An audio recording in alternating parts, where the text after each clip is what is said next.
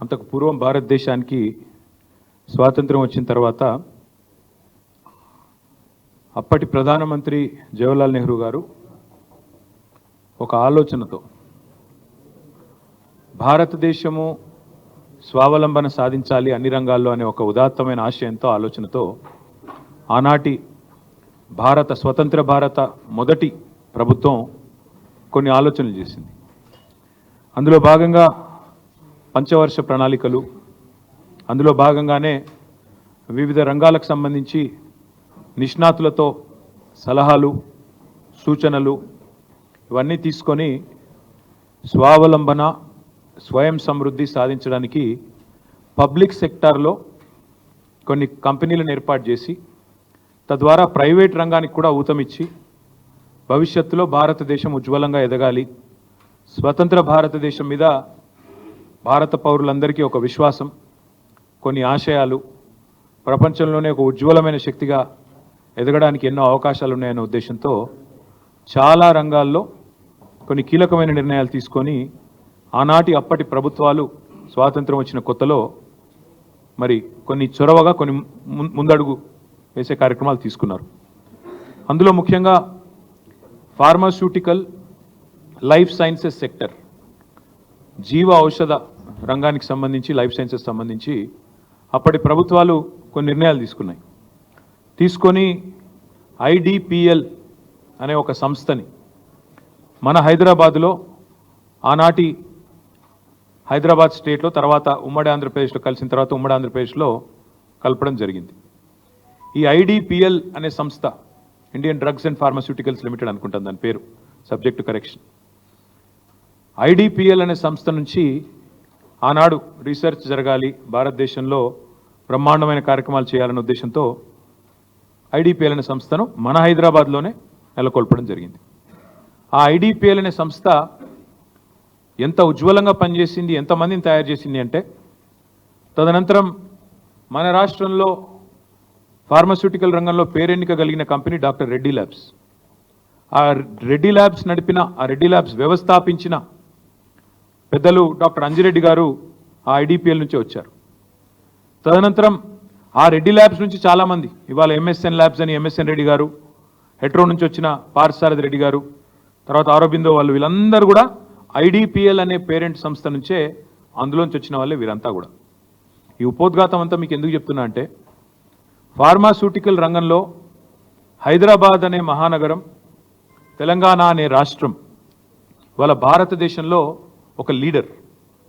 40% pharmaceuticals and bulk drugs భారతదేశంలో తయారయ్యేటిది మన తెలంగాణ, మన హైదరాబాద్ నుండే ఇవాళ వస్తూ ఉన్నాయి. ఇంకా ఒక అడుగు ముందుకేసి చెప్పాలి అంటే కోవిడ్ సమయంలో పారాసిటమాల్కి ఎంత గిరాకీ ఉండేనో నాకంటే బాగా మీకే తెలుసు. ప్రపంచవ్యాప్తంగా పారాసిటమాల్కి షార్టేజ్ ఏర్పడింది. మనం డోలో రూపంలో తీసుకుంటాం, క్రోసిన్, డోలో.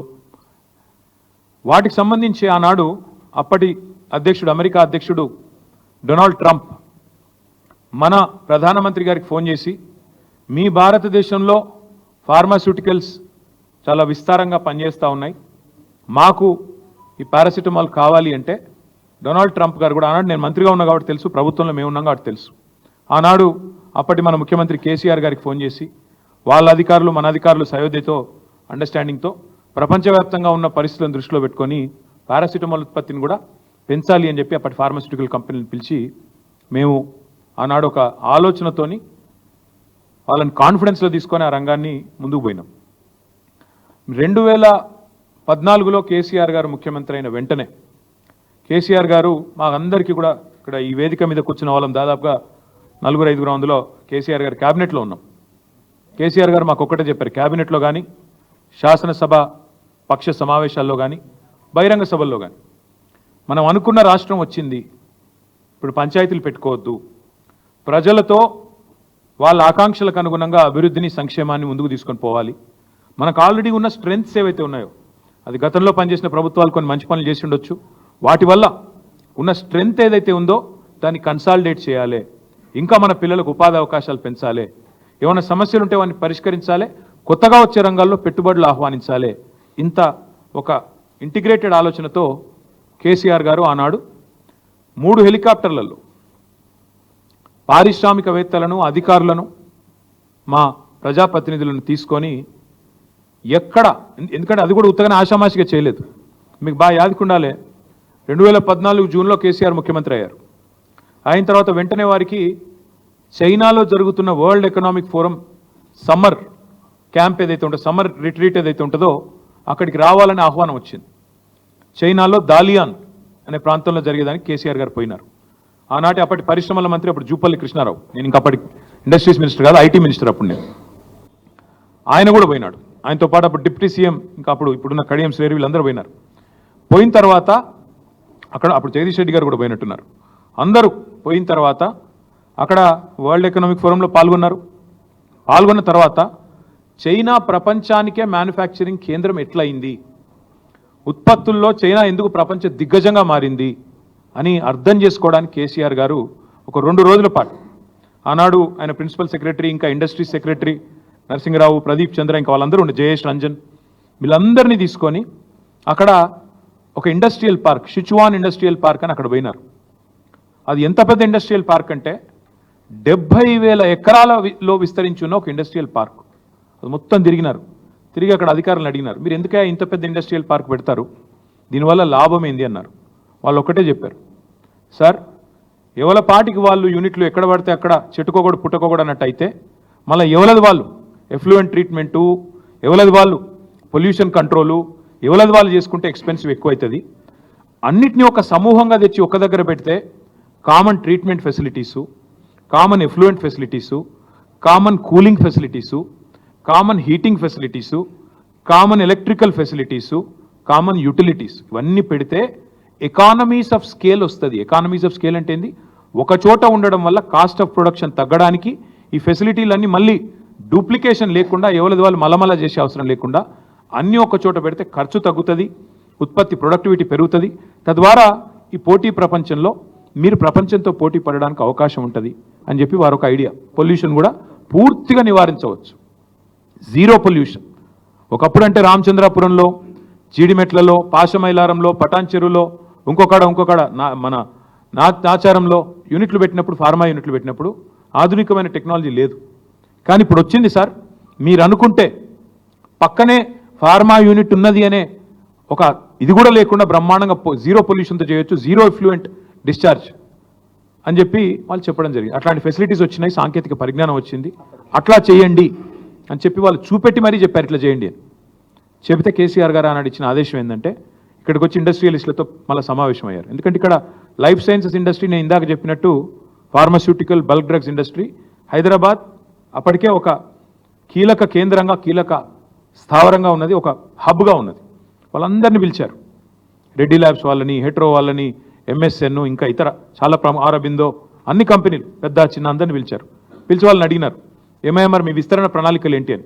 వాళ్ళు ఏమన్నారంటే, సార్ మాకు పెద్ద పంచాయతీ అయిపోయింది, ఎక్కడన్నా ఒక కొత్త యూనిట్ పెట్టాలంటే మళ్ళీ పబ్లిక్ హియరింగు, భూసేకరణ పెద్ద సమస్య అయిపోయింది, మళ్ళీ పబ్లిక్ హియరింగు, మళ్ళీ మేము మొత్తం పెట్టుబడి పెట్టి మళ్ళీ అక్కడ ఎఫ్లూయెంట్ డిశ్చార్జు, పోలేపల్లి సెజ్ పెట్టినప్పుడు ఇట్లే గొడవలైనాయి జడ్చర్ల కాడ, చాలా చాలా కష్టమవుతున్నది సార్ అంటే, మరి చైనా వాళ్ళు ఇట్లా చెప్పినారు మీరేమంటారని అడిగినారు.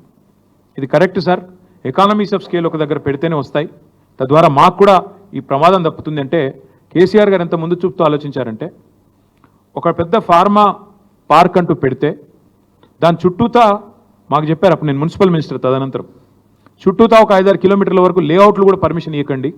ఎందుకంటే నేను గమనించాను, నేను నా అనుభవంలో చెప్తున్నాను, నాచారం చుట్టూ ఫస్ట్ ఇండస్ట్రీ వచ్చింది, ఆ తర్వాత రెసిడెన్సీస్ వచ్చినాయి. కానీ తర్వాత ఏమవుతుంది, రెసిడెన్షియల్ వాళ్ళు గొడవ స్టార్ట్ చేస్తారు, పక్క నుంచి అంత కాలుష్యం మాకు వస్తున్నది, బాచుపల్లి వస్తున్నది, బాచుపల్లి కూడా అదే చూసాం. ఒకటి కాదు కదా, చాలా చోట్ల ఫస్ట్ ఇండస్ట్రీ వస్తుంది, దాని దగ్గర ఇండ్లు వస్తాయి, కాలనీలు వస్తాయి, అటెనక లొల్లి స్టార్ట్ అవుతుంది, ఇది నీకు తరలించాలని లొల్లి. కాబట్టి కేసీఆర్ గారు మాకు ఎంత దూరం చెప్పారంటే, మనం ముచ్చర్లలో ఫార్మా పార్క్ పెడదాము, పెట్టి అది కూడా తానే తీసుకోవాలని నిర్ణయం. ఎట్లా ఆలోచించారంటే, 3 హెలికాప్టర్లలో అధికారులను, ప్రజాప్రతినిధులను, ఇండస్ట్రియలిస్టులను తీసుకొని పోయి అక్కడ ల్యాండ్ అయ్యి ఒకటే చోట ఎకానమీస్ ఆఫ్ స్కేల్ రావాలి అంటే ప్రపంచంలోనే అతిపెద్ద ఫార్మా క్లస్టర్ ఒక చోట పెట్టాలని, దాని చుట్టూ ఒక బఫర్ లాగా మెయింటైన్ చేస్తూ చుట్టుపక్కల ఊర్లలో కూడా పొల్యూషన్ అనే ప్రాబ్లం రాకుండా, అప్పటికి జీరో ఎఫ్లూయెంట్ డిశ్చార్జ్ అని పెట్టినా, కామన్ ఎఫ్లూయెంట్ ఫెసిలిటీస్ పెట్టినా, ఇన్ని పెట్టిన తర్వాత కూడా మళ్ళీ నష్ట నివారణ చర్యలు భవిష్యత్తులో 50 ఏళ్ల తర్వాత వచ్చే ప్రభుత్వాలకు కూడా చిక్కు రావద్దు, వాళ్ళకు కూడా ఈ తలకాయ నొప్పులు ఉండొద్దు, చికాకులు ఉండొద్దు అనే ఉద్దేశంతో దాదాపు 10 కిలోమీటర్లు 5-6 కిలోమీటర్ల పరిధిలో లేఅవుట్లు కానీ కొత్తగా పర్మిషన్ ఇవ్వద్దని ఆదేశాలు ఇచ్చి ఇంత ఆలోచన చేసి మేము ఆనాడు హైదరాబాద్ ఫార్మాసిటీ పేరిట 8 ఏళ్ళు, ఒక రోజు కాదు 2 రోజులు కాదు, 8 ఏళ్ళు కష్టపడి 14,000 ఎకరాల భూమి సేకరించాం. అందులో గవర్నమెంట్ ల్యాండ్ ఉన్నది, కొంత ప్రైవేట్ ల్యాండ్ ఉన్నది. అక్కడ కూడా ఇదే కాంగ్రెస్ వాళ్ళు, ఇవాళ ఏ కాంగ్రెస్ వాళ్ళు అయితే ప్రభుత్వంలో ఉన్నారో మా సవితక్క ఇప్పుడే వస్తూ ఉంటే ఇక్కడికి వస్తూ ఉంటే గుర్తు చేశారు నాకు. వీళ్ళే వచ్చి ఆ రోజు ఏం చెప్పారు, కోదండరెడ్డి గారు, కోమటిరెడ్డి వెంకటరెడ్డి గారు, మల్రెడ్డి రంగారెడ్డి గారు, వీళ్ళే అక్కడికి వచ్చి రేవంత్ రెడ్డి గారు, బట్టి విక్రమార్క గారు అక్కడికి వచ్చి ఫార్మాసిటీ దగ్గరికి వచ్చి మీ ఊర్లన్నీ కాలుష్యమయమైపోతాయి, నాశనం అయిపోతాయి, మీ భూములు తీసుకొని ప్రభుత్వం రియల్ ఎస్టేట్ దందా చేస్తున్నది అని చెప్పి నోటికొచ్చినట్టు వాగి సబ్జెక్ట్ తెలవకుండా, విషయం తెలవకుండా, పరిజ్ఞానం లేకుండా 13,000-14,000 ఎకరాలు 8 ఏళ్ళు కష్టపడి సేకరిస్తే దాన్ని బంగారు పల్లెంలో పెట్టి వీళ్ళకి అప్పచెప్తే ఇవాళ అనాలోచితంగా ఒక తుగ్లక్ మాదిరిగా, ఓ పిచ్చోడు మాదిరిగా ఈ ముఖ్యమంత్రి ఏందో రాగానే హైదరాబాద్ ఫార్మాసిటీ రద్దు అని ప్రకటించినాడు. దాంతో ఆ ప్రాంత రైతులు ఏమనుకున్నారు, అచ్చా ఫార్మాసిటీ రద్దు అయిపోయింది, మా భూములు మాకు తిరిగి వెనక్కి వస్తాయి అని రైతులు సంబరపడ్డారు ఆ 9 గ్రామాల్లో. ఎందుకంటే వాళ్ళకి మాట కూడా ఇచ్చారు. రేవంత్ రెడ్డి గారు, బట్టి విక్రమార్క గారు, మల్రెడ్డి రంగారెడ్డి గారు, ఆ ప్రాంతంలో పోటీ చేసిన కిచ్చన్న గారు, లక్ష్మారెడ్డి, ఆ ప్రాంతంలో ఉన్న కోదండరెడ్డి, వీళ్ళందరూ కూడా మాట ఇచ్చినారు, మీ భూములు మీకు తిరిగిస్తాం, ఫార్మాసిటీ రద్దు చేస్తామని చెప్పారు. అన్నమాట ప్రకారమే రేవంత్ రెడ్డి వచ్చి రాగానే ఫార్మాసిటీ రద్దు అని ప్రకటన ఇచ్చాడు. ఇండస్ట్రీస్ మినిస్టర్ కూడా శ్రీధర్ బాబు కూడా ఫార్మాసిటీ రద్దు అని చెప్పిండు. చెప్పినాక మళ్ళా నెల రోజుల్లో ఏమైందో తెలియదు, మనసు మార్చుకున్నారు. మార్చుకొని కొత్త కథ మొదలుపెట్టినారు. ఫార్మాసిటీ రద్దు అన్నారు. అన్న తర్వాత లేదు ఫార్మాసిటీ ఉంది కానీ కుదిస్తున్నాం అని ఒక మాట. ఒక చోట కాదు 20 చోట్ల పెడతాం, ఫార్మాసిటీ కాదు. మేము కేసీఆర్ ఫార్మాసిటీ అన్నాడు కదా, నేను సేమ్ పేరు పెడితే బాగుండదు అనుకొని ఫార్మా విలేజ్, సిటీ అన్నాడు కాబట్టి విలేజ్ అని చెప్పి ఓ పేరు మార్చిండు. కేసీఆర్ అనేవాళ్ళు ఉండొద్దు కదా, మార్చి 20 చోట్ల ఫార్మా విలేజ్లని డిక్లేర్ చేసిండు. ఒక చోట మేము స్థలం సేకరించడానికి కారణం ఏంటి అంటే మాకు తెలియక కాదు, మాకు పరిజ్ఞానం లేక కాదు, మేము ఆలోచించి అర్థం చేసుకొని హైదరాబాద్ భవిష్యత్తు దృష్టిలో పెట్టుకొని తెలంగాణ భవిష్యత్తులో కూడా లైఫ్ సైన్సెస్ సెక్టర్లో లీడర్గా ఉండాలి. ఈ 2030వ సంవత్సరం కల్లా 100 బిలియన్లు కాదు $200 బిలియన్ పెట్టుబడి తెలంగాణకు తేవాలి. ఈ లైఫ్ సైన్సెస్ సెక్టర్లోనే 4-5 లక్షల మంది పిల్లలకు కొలువులు ఇవ్వాలి, ఇంకా విస్తరించాలన్న ఉద్దేశంతో అంతర్జాతీయ ఫార్మా యూనివర్సిటీ, అందులోనే ఒక అవసరమైతే ఒక ఎయిర్ స్ట్రిప్, అందులోనే లివ్ వర్క్ లెర్న్ ప్లే అంటూ ఇట్లా ఒక మంచి ఆలోచనతో ప్రపంచ దేశాలని ఊరికేనే కాదు. ఈరోజు చీఫ్ సెక్రటరీగా ఉన్న శాంతి కుమారి గారు ఆ రోజు ముఖ్యమంత్రి గారి కార్యాలయంలో చేజింగ్ సెల్కి ఇన్ఛార్జ్గా ఉన్నారు. చేజింగ్ సెల్ అంటే ఇన్వెస్ట్మెంట్ ప్రమోషన్ సెల్, ఇన్వెస్ట్మెంట్ని ఆకర్షించడానికి, ఇన్వెస్ట్మెంట్ని చేజ్ చేయడానికి పెట్టిన ఒక సెల్. దానికి ఇన్ఛార్జ్గా శాంతి కుమారి గారు సెక్రటరీ టు చీఫ్ మినిస్టర్గా ఉన్నారు అన్నాడు, principal secretary to chief minister. ఆ మేడం ఆధ్వర్యంలో మా ఇండస్ట్రీ సెక్రటరీని ఐర్లాండ్కి, తర్వాత ఇంకా ఇతర ఫార్మా స్థావరాలు ఎక్కడెక్కడైతున్నాయో అన్ని చోట్లకు పంపారు. ఒక 5-6 దేశాలు పోయినారు వాళ్ళు, నాకు గుర్తు రావట్లేదు, ఐర్లాండ్, సింగపూర్, ఇంకెక్కడెక్కడో పోయారు. మేము పోలేదు, అధికారులు పోయారు. వాళ్ళని కూడా తిప్పి ఎట్లా పెట్టాలి మనం ఫార్మా అని చెప్పి ఆలోచన చేసి హైదరాబాద్ ఫార్మాసిటీకి మేము అంకురార్పణ చేయడం జరిగింది. కాకపోతే ఎలక్షన్ తర్వాత మొదలు పెడదాం, ఎందుకంటే అప్పటికే మొత్తం 13-14 ఎకరాలలో కామన్ ఫెసిలిటీస్ పోను ఒక నికరంగా 8,000 పైచిలకి ఎకరాలు మిగులుతోంది. దాన్ని ఎట్లా వినియోగించాలి అన్నప్పుడు డిమాండ్ చాలా ఎక్కువ ఉండే. చిన్న కంపెనీలు, పెద్ద కంపెనీలు అందరూ 200 ఎకరాలు కావాలి, 300 ఎకరాలు కావాలని ముందుకు వచ్చినారు. సో మేము ఆలోచనతో అక్క వాళ్ళు కూడా, సవితక్క, మంచిరెడ్డి కిషన్ రెడ్డి గారు వచ్చి అన్న మరి యూనిట్లు పోతున్నాయని కేసీఆర్ గారికి చెప్పారు.